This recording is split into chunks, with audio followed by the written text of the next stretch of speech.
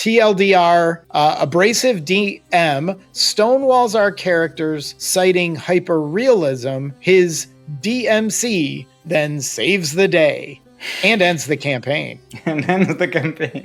This one comes from Kevin1314171. So there's apparently a lot of Kevins. And so the title here is We Can't Be Heroes, but the DMC can. A character played by Dungeon Master himself. He is like Messiah. Yeah, kind of. I don't like playing a DM character. Have you ever done it? No, and I don't have planning. For me, it is completely two different roles. Uncombinable. How do you not metagame when you're a DMC? Almost impossible. It's impossible. I think that DMPC, it is like he is role-playing with them. He is role-playing with the NPCs. He is a part of the party, not an NPC. Yeah. But I guess I should start off by saying we hired a DM. Yeah, why not? I mean, that's what I do. I have nothing against paying a DM. They work hard to create an immersive experience for you. So $15 a week per head, and there were 5 of them. $15 is fine, considering none of us wants to DM. I really don't know who's wrong here. We'll tell them, right? We'll decide who's wrong.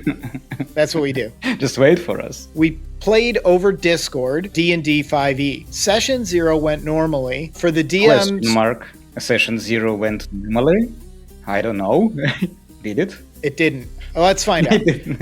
For the DM's homebrew, he needed us to be in a party that already knew one another. So the group is broke and they're desperately looking for work in a tavern. We all showed up with backstories and characters ready. A miracle for this person's friend group. I guess they're not really good about doing backstories normally. Some of us had some requests. One friend, the fighter, requested that he starts with a talking sword. There's nothing else enchanted or magic about it other than it talks. So I'm fine with that. I don't care. It's like a familiar token pet. If I get to do the voice of the sword, I'm all in, because that sword will be relentless. It's gonna cause troubles. Yeah, every time he misses, I'll have the sword make fun of him. Would it interrupt the conversations with the NPCs? That would be fun to mess with. I'd approve that one. He figured it would be a good device for the DM to use to throw plot hooks or whatever at them. So he's thinking the same way I was just saying. This guy, the writer, is playing a rogue and wants to play arcane trickster, so a rogue with magic. He asked if he could have a wild magic table for flavor's sake. On the rogue? On a trickster, arcane trickster though. Yeah, arcane tricksters aren't necessarily wild magic though. But he asked if he could have a wild magic table for flavor's sake whenever he gets spellcasting. I think that's a be careful what you ask for thing, because wild magic will blow up in your face at the worst possible moment. This is why I am not that sure about wild magic, about using it. Very cautious about it. It's difficult because in the old version of D&D, it was probably about 60% bad. But in the new D&D Wild Magic table, it's more like, I don't know, 40 or 50% bad. If it is at least 50% bad, I'm rolling with it because it is fair at least. Okay, if it is 40% and it mostly do good for you, it is, at this point, it feels like a cheat code, sugar code. Wild magic doesn't have anything to do with arcane trickster normally, but it's up to the DM. He can incorporate it. Maybe there's a backstory reason that this arcane trickster's magic keeps going nuts all the time. No, because he is not that skilled. That would be a good reason. Terrible student. Yeah. And now he's messing things up, like in Harry Potter when they cast whatever they want and it turns out bad all the time. I think that this kind of vibe. I would make sure the other players agreed to that too, because when he rolls the wrong number and he gets a fireball in a random direction, they're the ones that are going to get hurt, not necessarily him, right? There's gonna be a fireball. Could. It's on there. The wild magic table's crazy. It can make your whatever spell you're trying to cast go the wrong way. It can make it explode. It can make the magic fail. It can turn your hair blue. But it doesn't, fireball can wipe out the whole party of 3 to 5 level, I guess. Sure, it could. So that's why you gotta, I think you have to get everybody's agreement. So the warlock and the cleric didn't have any specific requests. They just told the DM that they could feel free to use their god or patron for plot hooks in the game, which makes it great, right? Because then their god could reach out to them and say something, or their patron could tell them to do something. In my game, there was only 2 players, one cleric and one warlock. Yeah. And each time they leveled up, I got the request from God and from patron to get their level up. They had to do some requests. They all seemed like pretty reasonable requests to me. I don't know so much about the wild magic table. That seems a little too much, but the DM shot down all their ideas. He didn't approve any of them, not even the talking sword. He shot them all down. The fighter, he actually said it was a dumb idea and he couldn't do anything with it. That sounds like a not very imaginative DM to me. I would be happy to have this item. The warlock and the cleric, the patrons and the gods wouldn't talk to you about such petty things as your current quest lines. That's a terrible take. Why wouldn't your patron or your god care about what you're doing? These classes require you to implement. They just asking. The warlock is made to integrate his patron into the game and makes his life miserable. It is the class that depends on his patron. Absolutely. I 100% disagree with this DM on both of those first 2 statements. And then the rogue, he tells him, no, that's too much to keep track of for a busy DM. That's your job. And it's literally your job because you're getting paid. This is a professional DM. I can understand saying, no, I don't want to incorporate wild magic tables at level 1. So let's not do that. But you can certainly be an arcane trickster or whatever you want to be. Yeah, you can't be an arcane trickster at level 1, though. No, you have to wait till level 3, but even then, wild magic is a lot, but it's not because it's too hard for the DM. It's a table. You tell them, oh, you cast a spell? Roll a D100. Here's what happens. That's not too much work. That's the job. Yeah, so now I completely disagree with this DM. Even though I don't really like the wild magic table idea, I just disagree with him because it sounds like he's lazy. These are all good ideas, and he's just shooting them down because it's more work for him. Somehow. Yeah. It makes him less work. I think so. These players are providing him with unlimited plot hooks, and he's like, nope, sorry. Maybe he's got a railroad and he doesn't want any interference. So this rubbed all of us the wrong way, right? He told them all no, because we felt a certain sense of entitlement considering we were paying this guy to DM us. Once again, he says he doesn't really know if he's in the wrong here or not. I think so far he's not in the wrong. I think the DM is. We also didn't like how abrasive this DM was, but whatever, we decided to give it a shot for a few sessions and see what happens. So fast forward to our first quest line. In session 5, how is their first quest line all the way in session 5? What did they do during all of the other sessions? Yeah, I don't know. Session 5. Maybe they were just in the town and they were hearing rumors. I don't know. 4 sessions without even a quest line? So the local clergy lost a holy relic in the bad part of the city. They hired us to go figure out what happened and hopefully find the relic. I don't know why the clergy is carrying around a holy relic in the bad part of the city, but it seems like a kind of weak storyline, but I'll try not to judge, even though I just did. Yeah.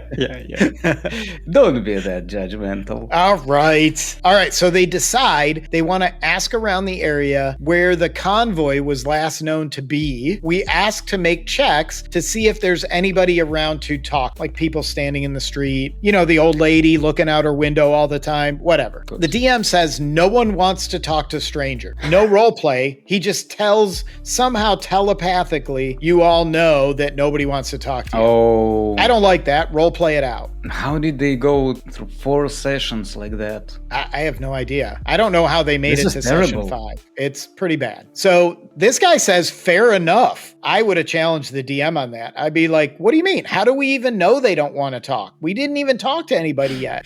Yeah, right. They roll checks instead. They decide to roll investigation checks or something for clues in the area. No clues. Okay, there's a guy standing there with a necklace that implies that he's part of a gang. I guess the whole gang wears a necklace. It's the jewelry gang. Or one of those bandanas, like West Coast. Yeah, like the Crips and the Bloods or whatever. Yes, you're right. So I guess they just somehow magically know that this guy's in a gang. We talk to him and roll insight checks, and they all fail. All the characters fail. Out of character, I ask the DM what the check was set at. And the DM says he set it at 15. That's a little metagamey for me. You don't need to know what the checks are. The DM does. And you either passed or failed. You know what your role is, so you know you needed to do better than that. So I don't really like that question. So after the first failure, the DM raised it to 25, then 35, and so on, since all 5 of them made the checks. I do that too, maybe not that much, but D&D is not for you to make every check. So you can't say, I want to check insight, and you roll a 12 and it fails. Then the next guy rolls the same insight check, and then until one of the 5 succeeds, I always raise the DC the more they try. I want to discourage repeat tries for the same thing. I don't allow it even. Yeah. If you want to do the same as the previous character, give me another reason. Yeah, I'm for that. Or even try a different skill that might get you the answer. Yeah. On what you're doing. Maybe not insight isn't the best one. Otherwise, there's going to be like 5 attempts. It is like 5 advantage. Okay. I argued with the DM that makes no sense because we're all listening to him speak and we're all observing at the same time. I said, if each one of us tried to pick a lock, would it make any sense for the lock to become higher DC each time? I don't know if I'm right here or not. Not. You are not right.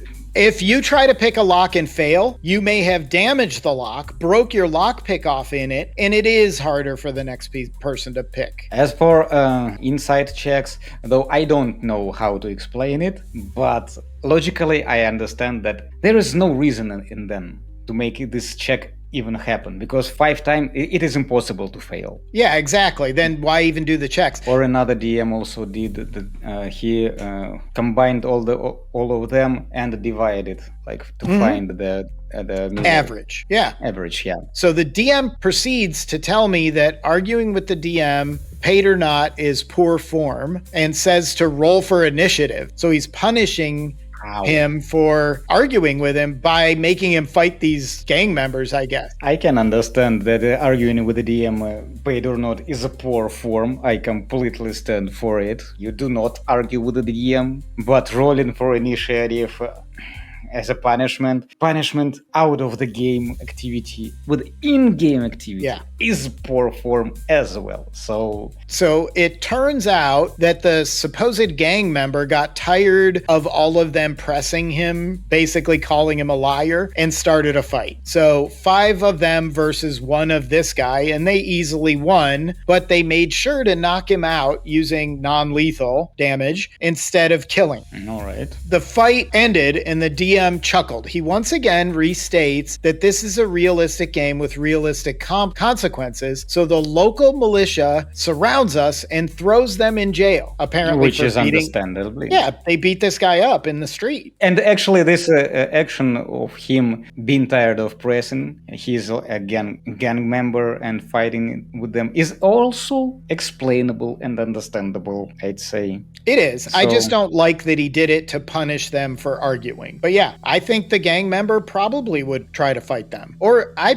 might have made him run away. I mean, 1 against 5, you're not going to win that. Here's my group. 5 sessions in, on our first quest line, no idea where we're supposed to go, and we're in jail with no bail or how to get out, right? So we ask out of character, hey, what are we supposed to do here? The DM shrugs and says to the warlock, hey kid, it's like the real world. No one's gonna throw you a bone. We go, whatever, let's just short rest while we're in jail anyway. Or long rest for that matter. Before I continue, what would you do in this situation? Now you're in jail. You don't even know what the quest is or what you're supposed to do. When you woke up refreshed, what would you do? The only thing I guess is to wait out in jail. You can look in your cell, try to find maybe some clues, something like Graf Monte Cristo thing, trying to dig a tunnel out of the jail, or maybe call for guards. There is no sword, so you pick up the metal cap, and start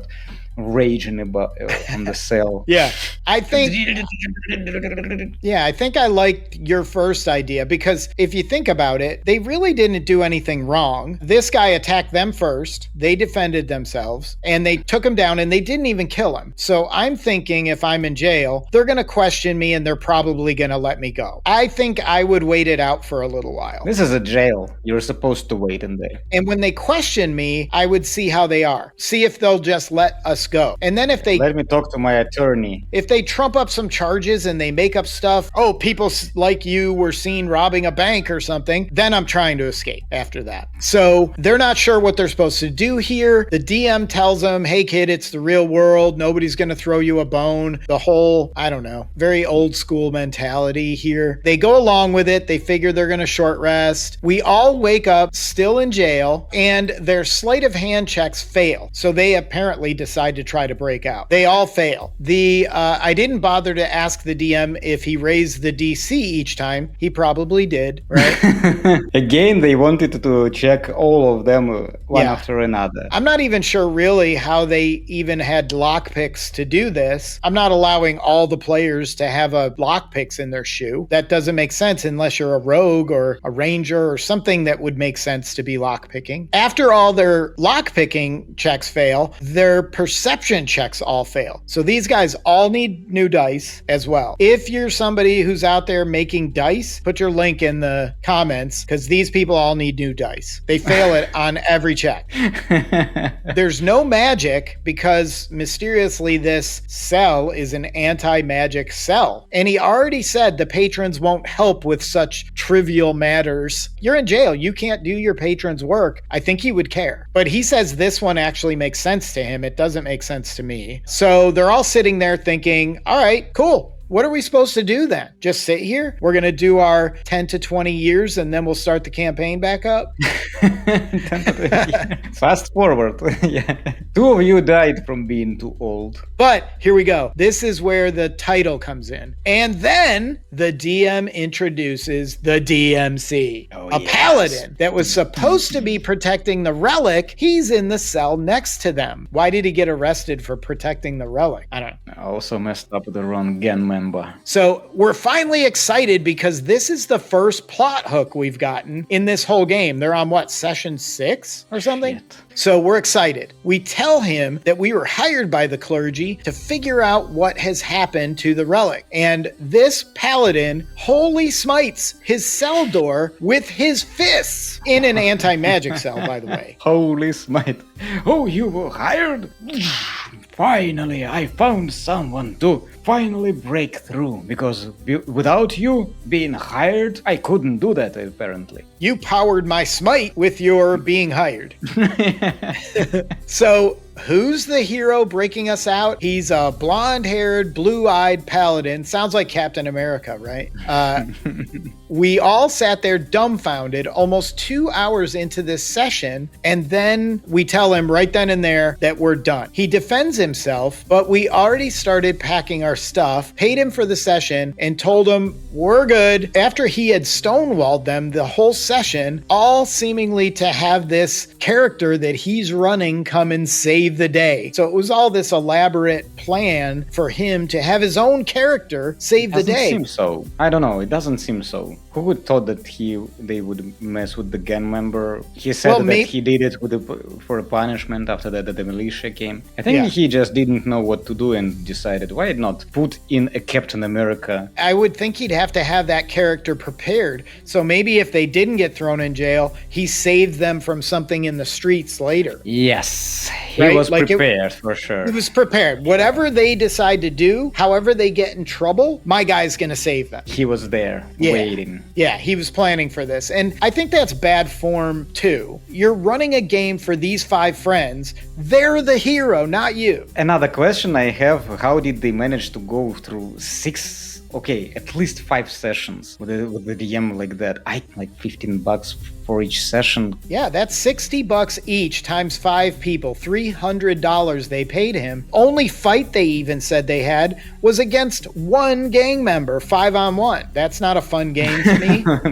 The writer, he finishes with a quote, "There are 3 sides to every story, mine, yours, and the truth." He's right. That's true. Everybody thinks their version is the true one, but there's really something in between that's probably the truth. TLDR, abrasive DM stonewalls our characters, citing hyper-realism. His DMC then saves the day and ends the campaign. And ends the campaign. He did. You are real. Magic. I made the campaign disappear. Abracadabra. Yeah, that's the worst spell. Wild magic, eh? Yeah, maybe that was a wild magic. I like that. That's Speaking fun. of which.